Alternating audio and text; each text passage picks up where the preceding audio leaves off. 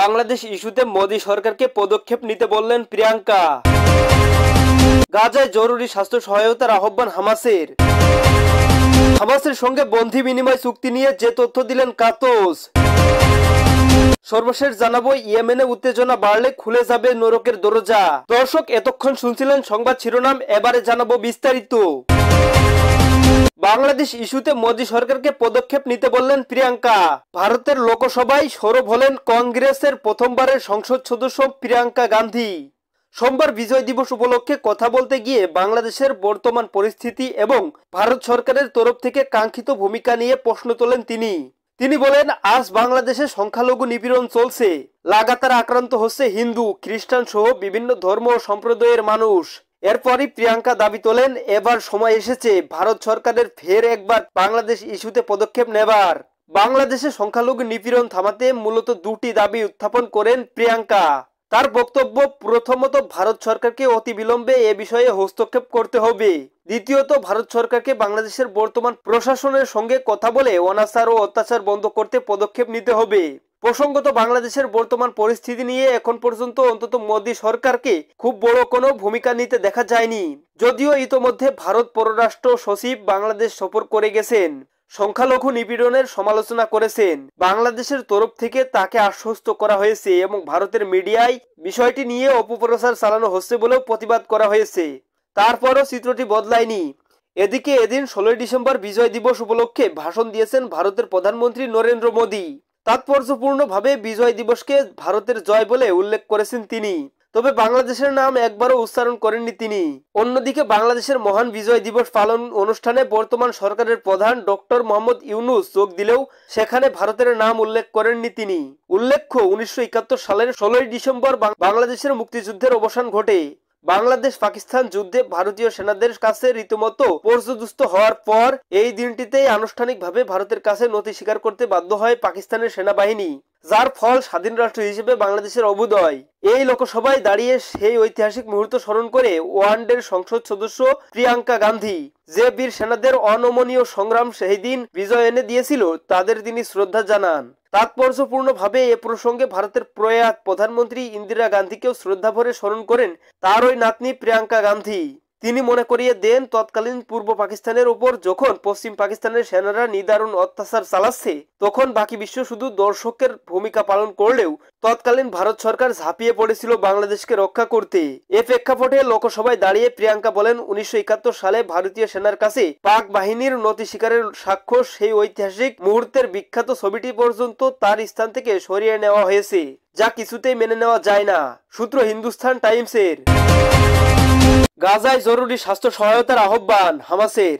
গত 15 মাসেরও বেশি সময় ধরে ইসরায়েলি বাহিনীর অব্যাহত হামলার জেরে অবরুদ্ধ গাজা উপত্যকায় তীব্র স্বাস্থ্য সংকট দেখা দিয়েছে।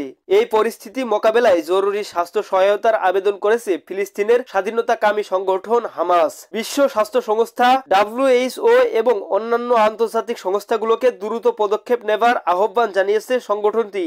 ইসরায়েলের অবিরাম হামলার কারণে গাজার স্বাস্থ্য ব্যবস্থা ধ্বংসস্তূপে পরিণত হয়েছে। গাজার স্বাস্থ্য মন্ত্রণালয়ের মুখপাত্র খলিল আল দাকরান জানিয়েছেন, তাদের তত্ত্বাবধানে 10,000 ক্যান্সার রোগী রয়েছে, যাদের মধ্যে 2500 শিশু রয়েছে মারাত্মক ঝুঁকির মধ্যে।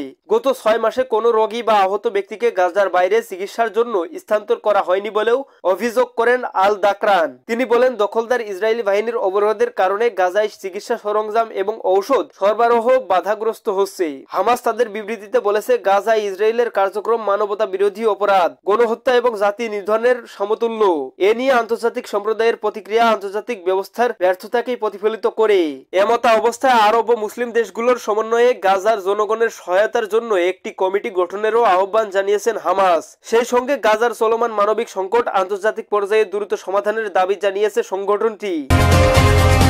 হামাসের সঙ্গে বন্ধি বিনিময় চুক্তি নিয়ে যে তথ্য দিলেন কাতোস। ইসরায়েলের প্রতিরক্ষা ও যুদ্ধমন্ত্রী ইসরায়েল কাতোস জানিয়েছেন, হামাসের সঙ্গে বন্ধি বিনিময় চুক্তি নিয়ে আলোচনার আগে যে কোনো সময়ের তুলনায় বেশি অগ্রসর হয়েছে।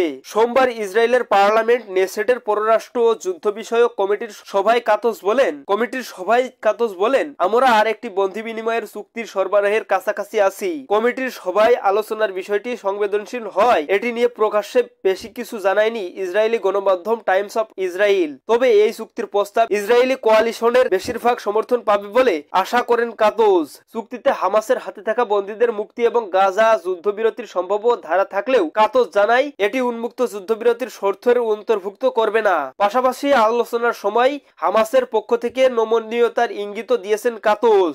এদিকে হামাসের সঙ্গে এই আলোচনার ফলাফল গাজায় চলমান সংঘাতের ভবিষ্যৎ নির্ধারণে গুরুত্বপূর্ণ ভূমিকা রাখতে পারে বলে মনে করেন বিশেষজ্ঞরা।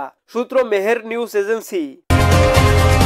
ইয়েমেনে উত্তেজনা বাড়লে খুলে যাবে নরকের দরজা। ইয়েমেনে উত্তেজনা বাড়লে যুক্তরাষ্ট্রকে চরম মূল্য দিতে হতে পারে বলে হুঁশিয়ারি উচ্চারণ করেন আরব দেশটির আনসারুল্লাহ প্রতিরোধ আন্দোলনের একজন উচ্চপদস্থ কর্মকর্তা।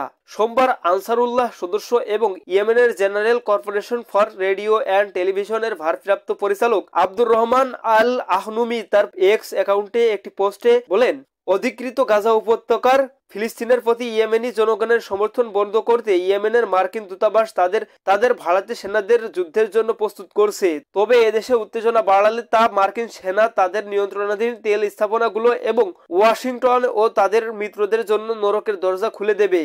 আহনুমি আরো বলেন, আমরা যেখানে মার্কিন স্বার্থ বা ঘাঁটি খুঁজে পাবো, হোক সেটা আফ্রিকা বা পারস্য উপসাগর, আমরা হামলা চালানোর জন্য প্রস্তুত। ইয়েমেন বহু আগে থেকে এর জন্য প্রয়োজনীয় সব প্রস্তুতি সম্পন্ন করেছে। একই সঙ্গে তিনি স্মরণ করিয়ে দেন যে মার্কিন আগ্রাসনের জবাবে ইয়েমেনি সশস্ত্র বাহিনী এর আগেও আমেরিকার জাহাজ ও নৌযানগুলোকে বৈধভাবে লক্ষ্যবস্তু বানিয়েছিল এবং যুক্তরাষ্ট্রকে চরম মূল্য দিতে হয়েছিল। তাই নতুন করে উত্তেজনা বাড়ালে যুক্তরাষ্ট্রকে আরো বড় মূল্য দিতে হতে পারে বলে হুঁশিয়ারি দেন এই আনসারুল্লাহ সদস্য।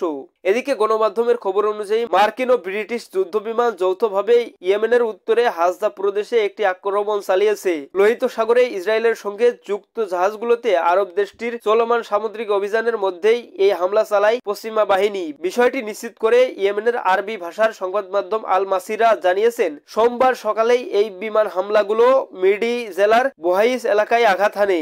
এছাড়া কৌশলগত পশ্চিমীয় হুদেইদা প্রদেশের আত-তুহাইতা জেলাগুলোতেও হামলা চালানো হয়। তবে এই হামলায় সম্ভাব্য হতাহতের সংখ্যা বা ক্ষয়ক্ষতির পরিমাণ এখনো প্রকাশ করা হয়নি। ইসরায়েল গত বছরের 7 অক্টোবর গাজায় হামলা শুরুর পর থেকে ইয়েমেনি বাহিনী ফিলিস্তিনি স্বাধীনতা সংগ্রামের প্রতি তাদের নিরঙ্কুশ সমর্থন ঘোষণা করে। এরই জেরে লোহিত সাগরে ইসরায়েলের সঙ্গে যুক্ত জাহাজগুলোতে ধারাবাহিকভাবে হামলা চালিয়ে আসছে আরব দেশটি।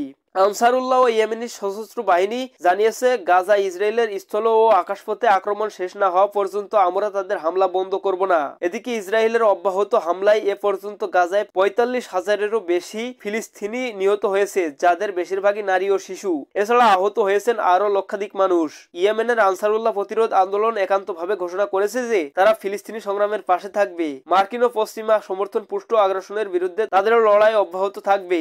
দর্শক, এই ছিল আজকের নিউজ। সকল প্রকার আপডেট নিউজ সবার আগে পেতে আমাদের চ্যানেলটি সাবস্ক্রাইব করে পাশে থাকুন। ধন্যবাদ সবাইকে। আল্লাহ হাফেজ।